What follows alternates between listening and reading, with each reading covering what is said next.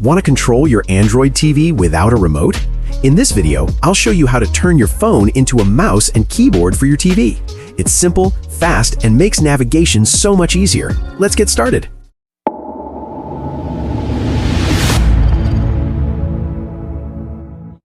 Open Settings on your Google TV and scroll to System.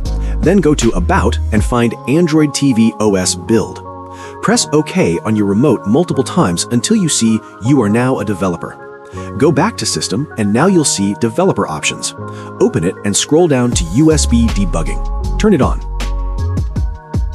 Open Play Store on your phone and search Android TV ADB Mouse Keyboard Install App and open. Go to Settings. Click on Find Server Automatically. Allow USB debugging on your Android TV. Now connected successfully, go back. Now you can use your phone as a mouse and keyboard on your Android TV. If you found this helpful, don't forget to like and subscribe for more tips. See you in the next video. Thanks for watching.